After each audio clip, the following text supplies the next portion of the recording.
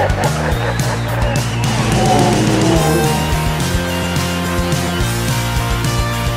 les amis, bienvenue pour une nouvelle vidéo des dingues de jeu. Aujourd'hui, on vous propose de faire un point sur l'avancée des travaux dans le studio des dingues de jeu. Donc si vous avez suivi notre actualité récemment, vous devez savoir qu'on est en train de faire pas mal de changements ici. Vous le reconnaissez, c'est le bar des dingues de jeu.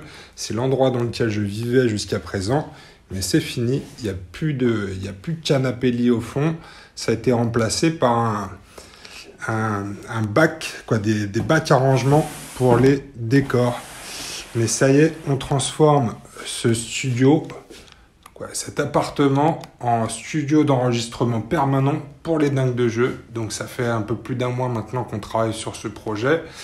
Et on voulait partager un peu avec vous l'avancée des travaux. Donc l'objectif ici, ça va être de faire un studio pour du live. Donc on va faire a priori pour la suite principalement du streaming. Vous avez devant vous la table de jeu. Donc on aura deux joueurs qui vont s'affronter face à face de chaque côté de la table. Et vous avez le bar derrière lequel se trouveront un ou deux animateurs. Donc il y en aura un ici du côté droit qui va être à la partie technique. On passera tout à l'heure du côté du bar pour vous montrer ce que c'est exactement.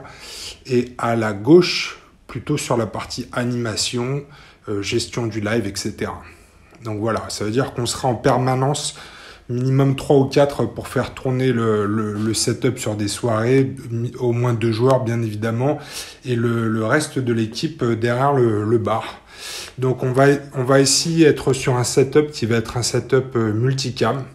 On voit l'élément principal ici, c'est la table. Donc on n'en est pas à notre coup d'essai sur les tables de jeu, mais celle-ci est particulièrement réussie. On va vous montrer un peu ce qu'on a fait. Donc c'est une table de grand format. Elle fait 122 de large par 210 de long. L'objectif, c'était d'avoir une table qui soit polyvalente et qui nous permette de jouer à tous les jeux. Vous le savez, chez les dingues de jeu, on joue à beaucoup de choses. Donc il fallait que cette table nous permette de jouer à tous nos jeux. Donc 122 par 210 parce que les plus grandes tables, les plus grandes nappes en général font 180, mais il faut qu'on intègre aussi dans l'espace la piste 2D dans ta face, une technologie exclusive des dingues de jeu. Donc ça prend de la place aussi sur l'espace. Sur cette table-là, on a un sous-plateau. Donc le sous-plateau, ici c'est pour que les joueurs aient de la place pour poser leur bouquin ou leur matos sans avoir à encombrer la table de jeu. Sur la partie centrale, on peut aussi stocker du matos, c'est le cas déjà ici. On va le voir, mais cette sous-table est aussi équipée d'accessoires qui sont aussi une exclusivité des dingues de jeu. Ça, c'est notre bureau de recherche et développement qui l'a développé en 3D.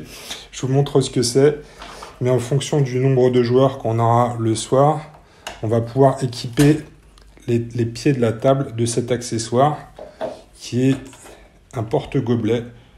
L'objectif, c'est de ne pas avoir de liquide sur la table, puisqu'on a eu, pendant les 5 premières années de vie des dingues de jeu, de nombreux accidents liés à la réhydratation des joueurs. Et sur le matos qu'on va avoir maintenant, dans le studio des dingues de jeu, on préfère éviter ce genre d'accident, surtout du côté du bar où il va y avoir pas mal de matos informatique. C'était pas un problème jusqu'à présent, ça va le devenir, donc on va gérer cette problématique de boisson. Donc une sous-table, et ensuite vous voyez la sous-table fait la même largeur que la table elle-même pour que les joueurs puissent y accéder assez simplement. Par contre, la sous-table, qui est un espace de rangement, elle est en retrait.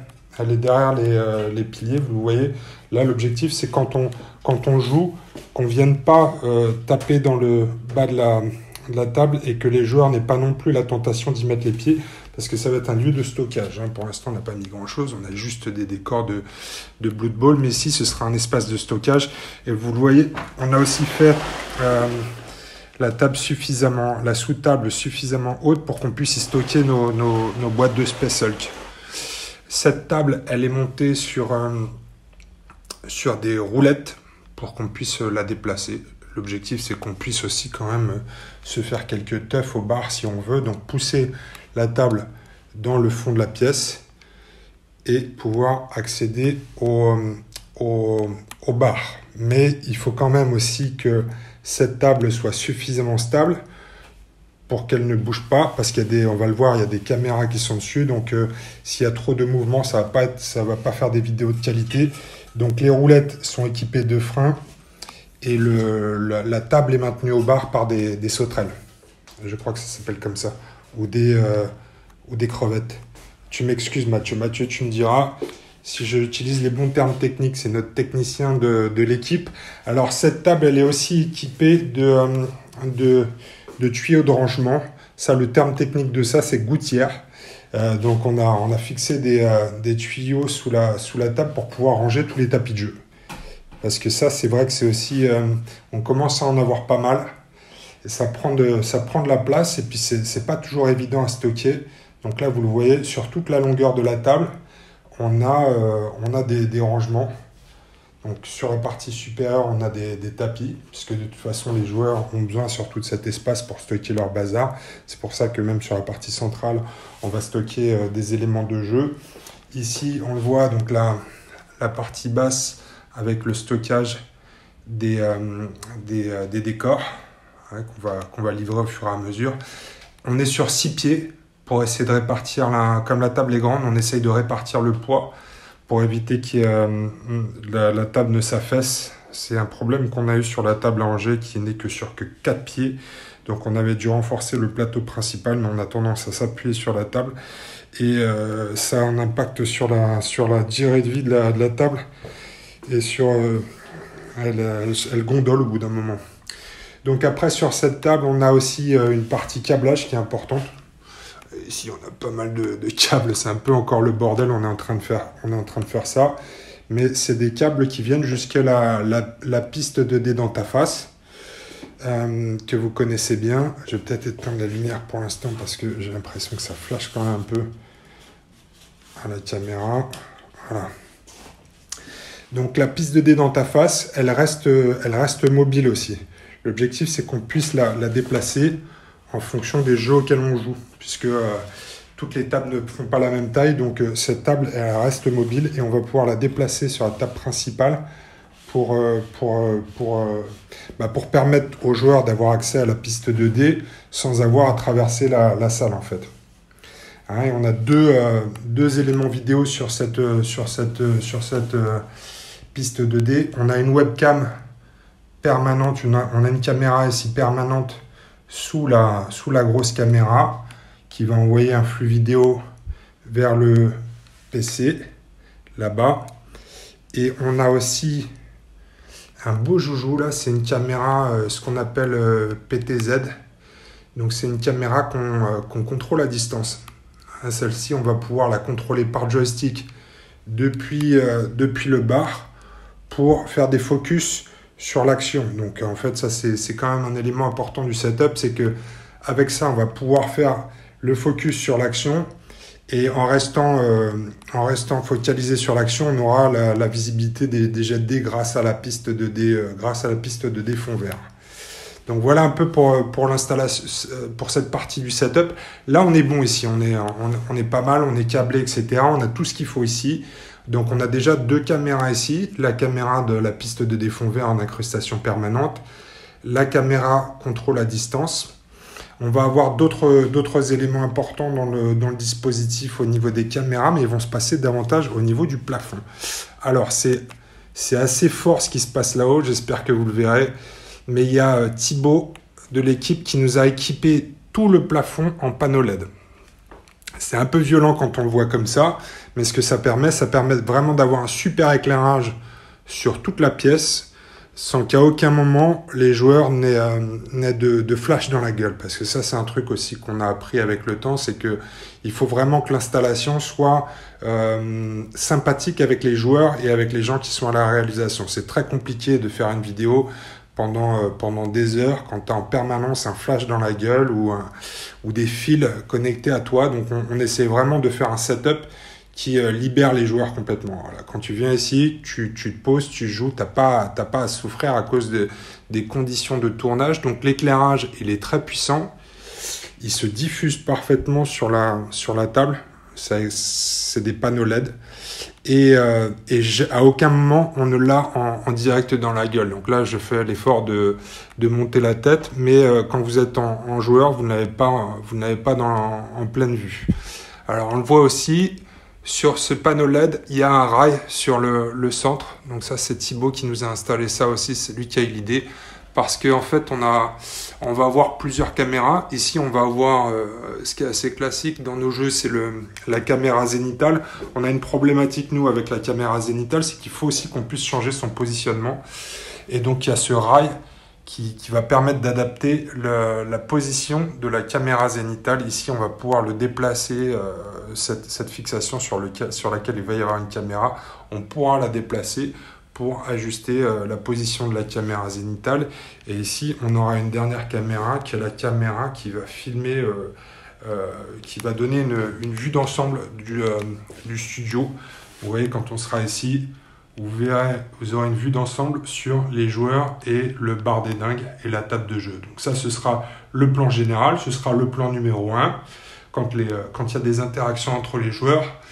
Quand le joueur s'active, on passera en zénital. Donc là, qui vous permettra d'avoir une vue sur l'ensemble de l'action.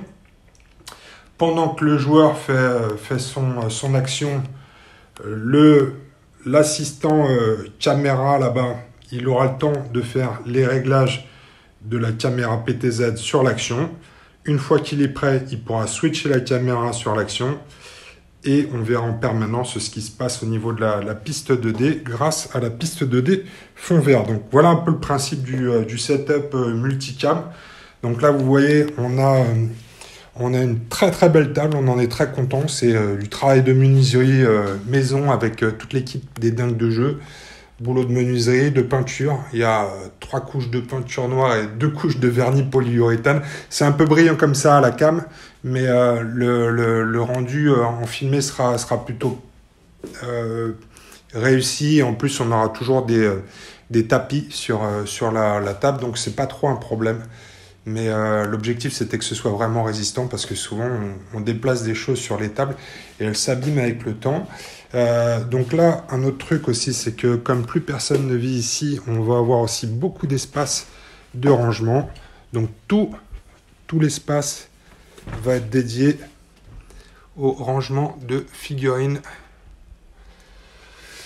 Ouais, du Game of Thrones, du Dust, du 40K, mais les joueurs résidents vont pouvoir laisser leur matos ici aussi pour éviter de se balader en permanence avec les figurines en sortant du taf. On va avoir ces deux grandes armoires pour pouvoir stocker le matos. Donc ça va être très très cool aussi pour nous. Beaucoup de place pour stocker des figurines, beaucoup de place pour stocker des décors, et puis un matos qui devrait nous permettre de tourner pendant les 5 prochaines années. Hein. Alors, on va passer du côté bar, déjà. Alors, oui, quand je dis bar, ça va vraiment devenir un bar ici, vous voyez. Momo a commencé à ramener les premiers éléments. Momo, c'est notre ministre en charge de la réhydratation, parce que vous savez que c'est un point important pour nous. Chez les dingues de jeu, personne n'a jamais souffert de déshydratation et c'est pas demain que ça va commencer. Donc Momo est en train de travailler sur un projet extraordinaire. On va transformer tout cet espace-là et l'objet principal de la transformation, ça va être une pompe à bière. Phénoménal.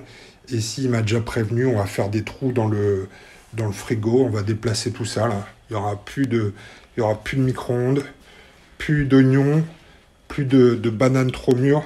Tout ça, ça va virer et il va construire ici une pompe à bière incroyable avec un système de... Il y aura un trou dans le frigo pour qu'on puisse mettre comment ça s'appelle, la bière au frais. Hein. Il y aura la bière au frais qui sera à l'intérieur du frigo. Et ensuite, il y aura des systèmes de bonbonnes de gaz pour envoyer la pression. Donc, si on survit à cette expérience-là, à cette installation, on devrait avoir de la bière bien fraîche en permanence. Et ça, c'est cool. Alors maintenant, on est du côté des animateurs. Donc il y a des choses qui sont temporaires encore dans l'installation. Là, on est en train de tout mettre en place. Ici, on a le côté plutôt animation. Donc ici, on va avoir un iPad avec le retour YouTube, avec les commentaires, etc. Ici, vous nous le demandez depuis des années, c'est aussi un iPad, mais c'est avant tout la boîte à son pour les anciens des dingues de jeu. Si vous avez connu la chaîne pendant les premières années, on avait un accessoire qui était très cool qu'on a arrêté au bout d'un moment parce qu'on n'avait plus forcément l'équipement. C'est la boîte à son, aussi appelée la boîte à prout. C'est notre terme scientifique ici, qui va Momo et l'équipe de recherche et développement est en train de travailler sur une application avec des bandes son différentes en fonction des jeux auxquels on va jouer. Donc si c'est Space Hulk, il va y avoir un bruit de lance-flamme, un bruit de Stormbolter, des bruits de cris de Gene Stealer, les pauvres, des choses comme ça. Donc on va pouvoir intégrer aussi du son dans toute l'animation. Et ça, c'est la personne qui sera à cet endroit-là qui va gérer ça. Ici, on a le PC principal qui va servir de retour OBS, puisqu'on va streamer sur OBS. Et ici, on le voit, on a un premier écran qui est un retour vidéo de la caméra PTZ. Là, l'objectif, ça va être indépendamment du flux OBS, on va pouvoir avoir ce que filme en permanence la caméra PTZ pour pouvoir la contrôler ici avec un joystick. Donc, on a reçu un premier joystick. J'avais acheté n'importe quoi, donc il n'était pas compatible. On l'a renvoyé. Et Momo en a recommandé un qui, lui, va marcher cette fois-ci. C'est une certitude parce que c'est un expert. Donc ici, on contrôle la caméra et dès que c'est prêt, on envoie à partir de ce boîtier. Donc ça, c'est un Atem Mini magnifique. C'est un petit bijou, ce truc-là. Donc c'est un switcher. Donc ça permet de gérer la piste qui va être en live. Donc voilà, c'est super boîtier. Ça, c'est un cadeau de Néo. C'est Néo qui nous a acheté ça avec son premier salaire. Et il a dit, moi, j'ai investi dans les dingues de jeu. Je vous offre le switcher pour le studio. Donc, merci Néo. Ils sont fantastiques, ces jeunes. Non seulement ils vous donnent de leur temps, mais en plus, ils investissent leur argent de poche ou leur argent dans le projet des dingues de jeu. Donc, ici, mise au point de la caméra. Ici, on switch sur la caméra qu'on veut. Donc, ce sera la vue principale du bar que je vous montrais tout à l'heure, là-bas. 2, on passera sur la zénithale. 3, on passera sur un focus sur l'action sur la table en fonction de ce qu'on a réglé là. Et puis, on se garde une option pour le 4 si on a besoin de rajouter une caméra en opposé. Donc, à partir d'ici, en fonction de certains jeux, avec des éléments qui bloqueraient la ligne de vue, on rajoutera peut-être une 4, en sachant qu'on a déjà une 4e caméra qui est intégrée en permanent sur le flux vidéo, qui est la caméra de la piste de défond vert, qui, elle, est reliée en permanence au PC et en incrustation fond vert. Donc voilà un peu le setup. Bon, on essaiera de faire en sorte que tout ça soit joli à regarder. On va essayer de planquer tous les fils et tout. Mais on a quand même pas mal de matos du côté du bar. On a commencé en parlant de commencer à planquer les fils. Vous voyez, on a fabriqué ce petit pupitre là pour cacher le PC. On fera la même chose ici sur les côtés. Mais ça, c'est le petit logo des dingues de jeu développé par la team recherche et développement. Pierre, je ne suis pas le seul Pierre chez les dingues de jeu. Et regardez bien ici, en fait, tout ça, c'est magnétisé. Donc, le support est en métal.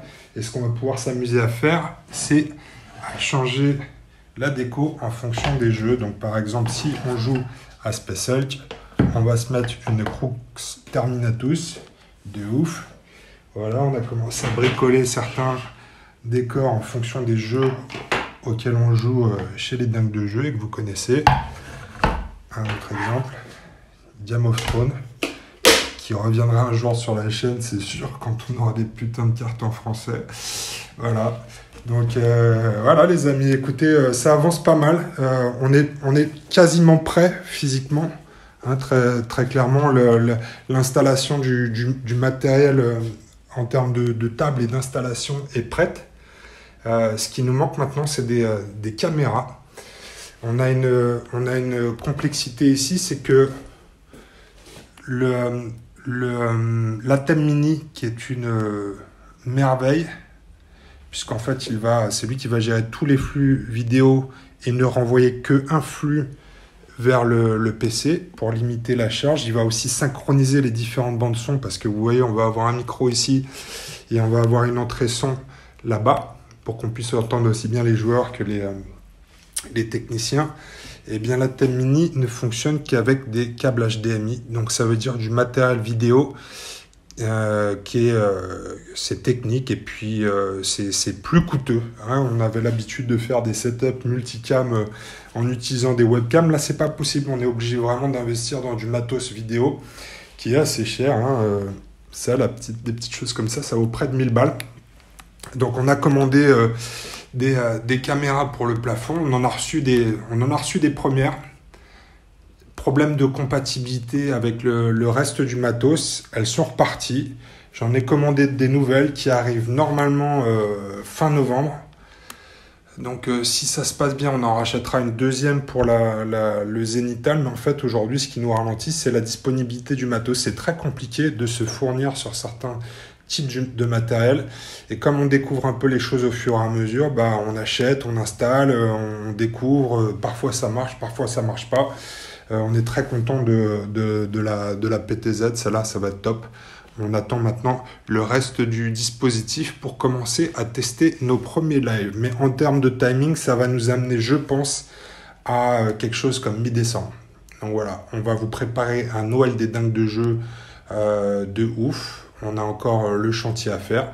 Ça n'est que la partie visible du chantier, puisque l'autre partie, c'est que pour qu'on puisse aménager cet appartement en studio des dingues de jeu, il fallait me reloger moi. Donc je m'installe au 6e étage du même immeuble dans un appartement où tout est à faire. Et je remercie les potes qui me filent un coup de main aussi pour m'aider à déménager. Donc voilà un peu le setup, l'avancée des travaux. Merci à tous les gens qui ont participé à cette installation physique. Ça a été plusieurs week-ends de travail. Un gros merci à Mathieu, Morguiche, Thibaut et Momo qui ont été les bras de ce chantier. Un gros big up à toute l'équipe des dingues de jeu. On est maintenant un peu plus d'une dizaine à bricoler autour de ce projet. Et enfin, gros merci à nos premiers tipeurs.